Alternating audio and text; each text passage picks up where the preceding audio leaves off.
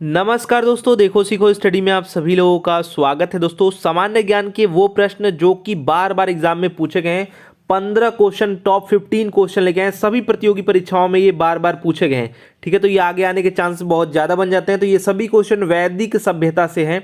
तो चलिए स्टार्ट करते हैं। यहाँ पर सबसे पहला नंबर जो क्वेश्चन है वो है वैदिक आर्यों का प्रमुख भोजन था। तो दोस्तों देखिए, मैं यहाँ पर एक एक चीज़ डिटेल बता दूंगा क्योंकि इससे रिलेटेड भी क्वेश्चन पूछे जाते हैं, तो काफ़ी क्वेश्चन हो जाएंगे।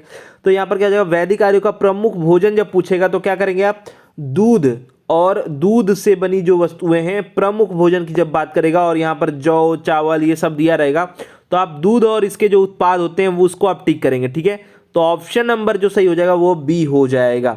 जैसे आपका अगर बात करें तो यहाँ पर आपका जो भी दूध है, घी हो गया, दही हो गया, ये सब दोस्तों हैं। और ऋग्वेद में दोस्तों दूध में यौ यानी जौ डालकर दोस्तों क्षीर जो है, मतलब जिसको हम लोग आज खीर कहते हैं, तो वही यहाँ पर बदला हुआ रूप है। क्षीर जो है पकोदन तथा दही में दही बनाने की दोस्तों है, सतत पनीर का उल्लेख भी मिलता है ऋग्वेद में, ये सब है। इसके लिए हम इसको टिक करें, दूध और इसके उत्पाद। जौ के सत्तू को दही में डालकर जो है करम्ब नामक भोज्य पदार्थ भी तैयार किया जाता था। ऋग्वेद में दोस्तों चावल नमक का उल्लेख नहीं है, चावल और नमक का उल्लेख जो है ऋग्वेद में नहीं है। तो दोस्तों जौ भी है, तो जौ चावल दिया तो चावल को काट ही देंगे। यहाँ पर आपका दूध और इसके उत्पाद करेंगे। ठीक है, चलिए नेक्स्ट बात करेंगे, निम्नलिखित में से कौन सा अन्न मनुष्य द्वारा सबसे पहले जो है प्रयोग होने वाले में से एक था। तो दोस्तों अभी मैंने बात किया कि ऋग्वेद में तो यहाँ पर क्या है, जौ या यव।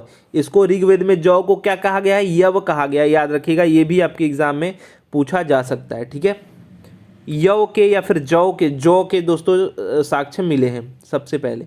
नेक्स्ट बात करेंगे, वैदिक लोगों द्वारा किस धातु का प्रयोग जो है पहले किया जाता था। तो जानते हैं वैदिक लोगों द्वारा जो है तांबा। ठीक है, कौन सा, तांबा दोस्तों। ठीक है, ऋग्वैदिक लोगों द्वारा दोस्तों सर्वप्रथम जो है तांबे का उपयोग किया जाता था। और ऋग्वेद में दोस्तों जो है आयस नामक धातु का उल्लेख है, किंतु इसकी पहचान संदिग्ध है। ठीक है, कुछ विद्वान इसे तांबा, कुछ उसको कांसा और लोहा भी बताते हैं। किंतु दोस्तों जो है ऋग्वेद में जो आ रहे हैं, मतलब ऋग्वैदिक जो आ रहे हैं, कहा गया है कि वो लोहे से परिचित नहीं थे। तो दोस्तों ये जो उपयोग करते हैं आयस, क्या उपयोग करते हैं, आयस। इसको अलग अलग लोग अलग अलग चीज़ बताते हैं, कई विद्वान अलग अलग, कई लोग यहाँ पे लोहा भी कहते हैं, कांसा भी कहते हैं, लेकिन यहाँ पर राइट आंसर क्या होगा आपका, तांबा। ठीक है, आगे आपका जांच का विषय कुछ और निकलता है तो वो आंसर बदल जाएगा। और क्या, जैसे क्वेश्चन पूछता है उसके अनुसार हम बात करेंगे। ठीक है, ये एसएससी आपके सीजीएल में पूछा गया है। नेक्स्ट बात करेंगे, वेद जो है शब्द का अर्थ। तो वेद का मतलब क्या होता है, देखिए इसीलिए जो है वेद ज्ञान को कहा जाता है। ठीक है, याद रखिए इसका अर्थ क्या होता है, ज्ञान होता है। वेद का जो अर्थ है, मूल जो अर्थ है वो ज्ञान है। इसीलिए दोस्तों कहते हैं कि वेद मतलब वेद पढ़ो, मतलब ज्ञान अर्जित करो, ये कहने का मतलब ये है। ठीक है, ये इसका ए राइट आंसर हो जाएगा। नेक्स्ट बात करेंगे, आर्य सभ्यता में मनुष्य के जीवन की आयु के आरोही क्रमानुसार निम्नलिखित चरणों में से विकल्प सही कौन सा है, ये आपको बताना है। मतलब यहाँ पर यह है कि जो आर्य लोग थे वो कैसे कैसे जो है जीवन में आरोही मतलब बढ़ते क्रम में। तो सबसे पहले क्या होता था दोस्तों, बाल अवस्था। तो यहाँ पर कुछ ऐसा दिया नहीं गया है, तो उसको दोस्तों कहते हैं कि जो है 1 से लेकर के 25 वर्ष तक। ठीक है, ये 25-25 का अंतराल इन्होंने कर रखा था। तो 1 से लेकर 25 वर्ष जो था वो था ब्रह्मचर्य का। तो ब्रह्मचर्य सबसे पहले होता था। ठीक है, यहाँ पर ये सी और ए में से कोई आंसर होगा। ठीक है, फिर उसके बाद क्या होता था, गृहस्थ होता था। ठीक है, 25 साल बाद क्या होता था, गृहस्थ होता था। तो यहाँ पर देखेंगे फिर आपका गृहस्थ होता था, तो यहाँ पर सी वाला नहीं होगा। ब्रह्मचर्य मतलब 25 साल तक, उसके बाद 25 साल गृहस्थ होता था, फिर उसके बाद 25 साल वानप्रस्थ होता था, फिर उसके बाद जो है संन्यास होता था। तो 100 साल को इन्होंने 25-25 में बांट रखा था। ठीक है, तो यहाँ पर ए राइट आंसर हो जाएगा। ठीक है, चलिए नेक्स्ट बात करेंगे। यहाँ पर दोस्तों नेक्स्ट बात करेंगे, यहाँ पर जो है उल्लेख कहाँ मिलता है, तो जो है जाबालो उपनिषद है। इसमें दोस्तों जो है सर्वप्रथम चारों आश्रम, जो भी आपके आश्रम जो अभी मैंने बताया कि ब्रह्मचर्य, गृहस्थ और वानप्रस्थ, इनका उल्लेख मिलता है। नेक्स्ट बात करेंगे, आर्य और आर्य पूर्वो के साथ अपने संघर्षों में सफल रहे, क्योंकि आर्य और आर्य पूर्वों के साथ अपने संघर्षों में सफल क्यों रहे, ये पूछा जा रहा है। तो दोस्तों इन्हें जो है दोस्तों क्यों सफल रहे, अगर मेन बात कर लें तो यहाँ पर आपका राइट आंसर हो जाएगा, उन्होंने घोड़ों द्वारा चलाए जा रहे थे दोस्तों और रथों का प्रयोग किया, इसके वजह से वे सफल रहे, मतलब यात्रा, ठीक है, इसके कारण। तो इसका राइट आंसर क्या हो जाएगा, डी हो जाएगा। संघर्ष जो भी कर रहे थे ये घोड़े पे कर रहे थे, घोड़े काफ़ी तेज चलते हैं स्थान परिवर्तन करने में या फिर कहीं जाने आने में या फिर एक स्थान से दूसरे स्थान पर लड़ाई में जाने में, कुछ किसी भी चीज़ के लिए। नेक्स्ट बात करेंगे, आरंभिक वैदिक काल में वर्ण व्यवस्था आधारित थी। तो आरंभिक में दोस्तों क्या था, वर्ण व्यवस्था जो लागू थी या फिर थी। तो आरंभिक काल में दोस्तों यहाँ पर होता था आपका जो है व्यवसाय पर, मतलब क्या करते हैं आप। आरंभिक मतलब शुरू में दोस्तों जो वैदिक काल में शुरू में क्या होता था, वर्ण व्यवस्था व्यवसाय माने क्या आप करते हैं, क्या आप अपनाते हैं, उसके अनुसार था, ठीक है। यहाँ पर राइट आंसर क्या हो जाएगा, सी हो जाएगा, ठीक है। और ऋग्वेद के 9वें मंडल में एक स्थान पर उल्लेख मिलता है कि क्या मिलता है, मेरे पिता, ठीक है, मेरे पिताजी जो है वृषज यानी वैद्य हैं, क्या है, क्या उल्लेख मिलता है, वृषज हैं, ठीक है, यानी वैद्य हैं। मेरी माता, ठीक है, चक्की चलाने वाली और मैं कवि हूँ, ठीक है। तो मतलब कि अलग अलग व्यवसाय का बारे में यहाँ पर पता चलता है, ठीक है। यहाँ पर राइट आंसर हो जाएगा सी, 9वें मंडल में ऋग्वेद के स्थान पर, मतलब उसमें दोस्तों ये उल्लेख मिलता है। नेक्स्ट बात करेंगे, ऋग्वैदिक आर्य पशुचारी लोग थे, ठीक है। ऋग्वैदिक जो आर्य थे पशुचारित लोग थे, ठीक है। इस तथ्य से पुष्ट होता है कि, क्या पुष्ट होता है ये आपको बताना है। तो दोस्तों ये पुष्ट क्या होता था, ऋग्वेद में गाय के अनेक संदर्भ हैं, ये भी पुष्ट हो रहा है। यहाँ पर क्या है, अधिकांश लोग गाय के लिए लड़ते थे दोस्तों, संपत्ति समझा जाता था, मतलब ये होता था, मतलब कि गाय दूध दे रही है तो ये सब चीज़, मतलब ठीक है, मतलब किसके पास कितने गाय हैं, नहीं, मतलब पहले क्या था, पहले अब गाड़ियाँ कहते हैं, घोड़े का पहले हुआ, फिर उसके बाद अब गाड़ियाँ होने लगी, कितने गाड़ियाँ कितने बंगले हैं।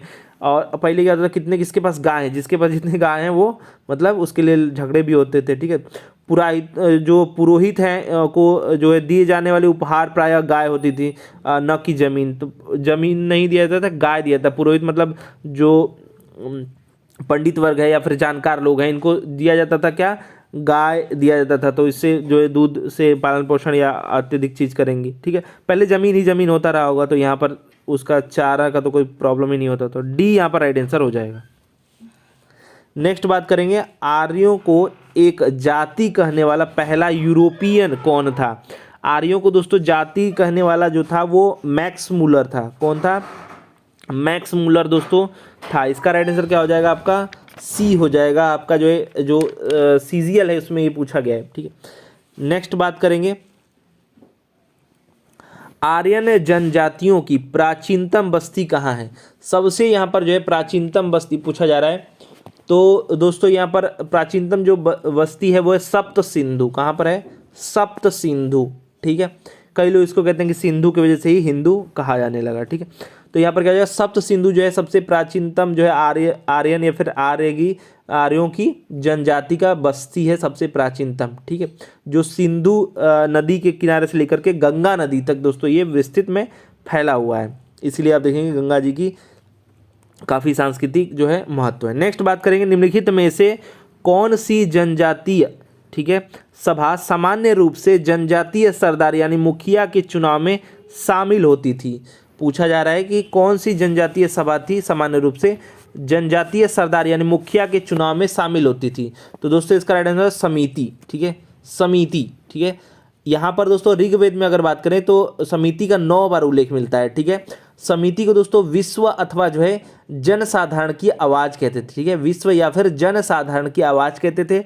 अभिव्यक्त करने वाली संस्था कहा जाता था, ये सब कहा जाता था। और जो राजा हैं या फिर जनजातीय के सरदार मुखिया के निर्वाचन या फिर पुनः निर्वाचन में इसका जो है योगदान रहता था। इसको विश्व या फिर जो जनसाधारण जो है की आवाज़ इसको कहते थे, ठीक है, समिति को। तो ए इसका राइट आंसर हो जाएगा। नेक्स्ट बात करेंगे, वैदिक युग में राजा अपनी जनता से जो कर वसूलते थे उसे क्या कहते थे?